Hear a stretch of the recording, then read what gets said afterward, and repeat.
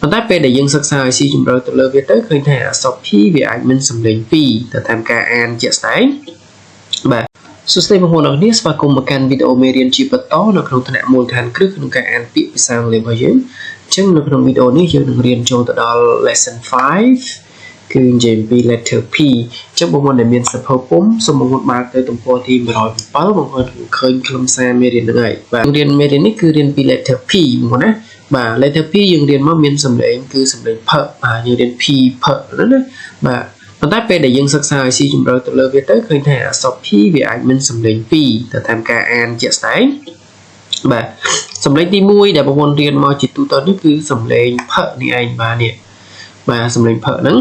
គឺនៅពេលណា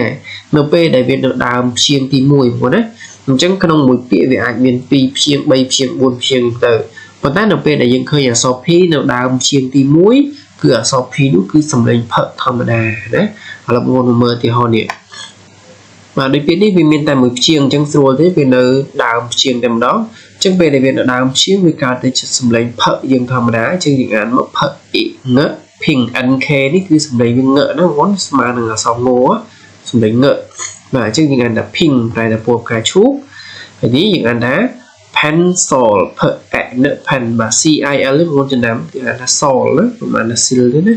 អានថា pencil ប្រែថាខ្មៅដៃបាទមួយទៀតអានេះអានថា pilot ផឹក i កាលណាអត់មានតួប្រកបនៅក្នុងចំកាត់ sound i អញ្ចឹងផឹក i pilot lot បាទ pilot បាទអ្នកបើកយន្តហោះបាទផឹក an sound an ផឹក an pan the r da panda យើងបែរថាខ្លាឃ្មុំបាទនេះផឹកបាទផឹក au sound or ណាផឹក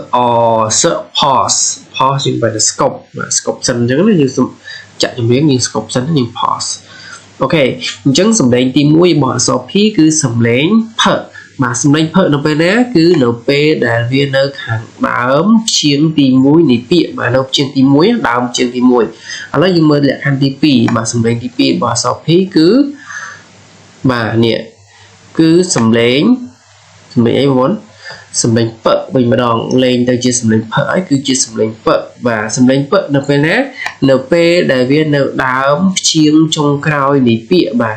ដើមព្យាង្គចុងក្រោយណាសង្កេតបងប្អូនយល់กันនេះឧទាហរណ៍ដូចពាក្យនេះចឹងវាមាន2ព្យាង្គបាទនេះ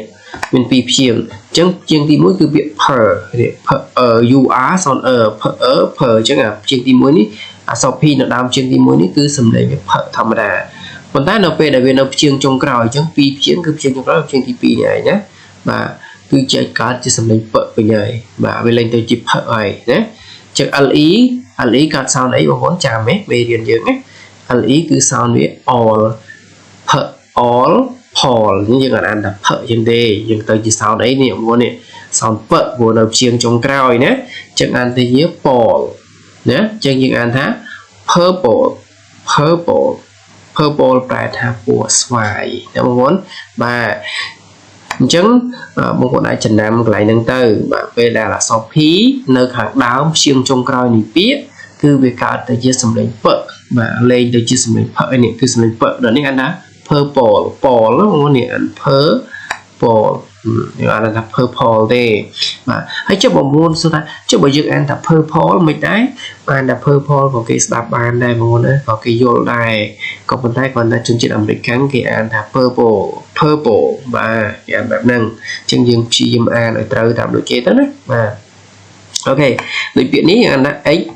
exam បាទនេះពាក្យ3ព្យាង្គ exam នេះអាព្យាង្គចុងក្រោយហ្នឹងណានេះព្យាង្គចុងក្រោយបាទអញ្ចឹងកាលណាវានៅដើមព្យាង្គអញ្ចឹងដើមព្យាង្គព្យាង្គចុងក្រោយហ្នឹងវាមានសំឡេង Paul អញ្ចឹងអានេះអានថា example ប្រែថាឧទាហរណ៍បាទជាបន្តមកពាក្យនេះអានថា hip hip បាទផឹកនេះទៅជា sound ផឹកណាលេង sound ផឹកហើយអញ្ចឹងhippo យើងប្រែថាដំរីទឹកនេះគេព្រោះអក្សរ P នេះកើត sound ពឹកនេះ sound ពឹកដល់នេះអញ្ចឹងបាទតោះបងប្អូនបាទតទៀតអានេះអានថា peep នេះចុងក្រោយដូចឥឡូវដែរបងប្អូនណា people យើងប្រែថាមនុស្សបាទឬក៏ប្រជាជនក៏បានដែរណាបាទពាក្យចុងក្រោយគឺ sim បាទ per all or simple simple បាទយើងអាចមើលស៊ីងខ្មែរនេះក៏បានដែរបងណាបាទ simple យើងបែរថាធម្មតាឬក៏សាមញ្ញអញ្ចឹងសរុបមកវិញបងប្អូនវីដេអូនេះគឺសម្រាប់អក្សរ P ដែលអាចមានពីរសំឡេងទី1គឺសំឡេង P ដែលជាសំឡេងកូនរបស់វាហើយទី2គឺសំឡេង P នៅពេលដែលវានៅខាងដើមព្យាង្គនៃជាងចុងក្រោយនៅដើមជាងចុងក្រោយនៃពាក្យបងប្អូនបាទអូខេអរគុណច្រើនបងប្អូន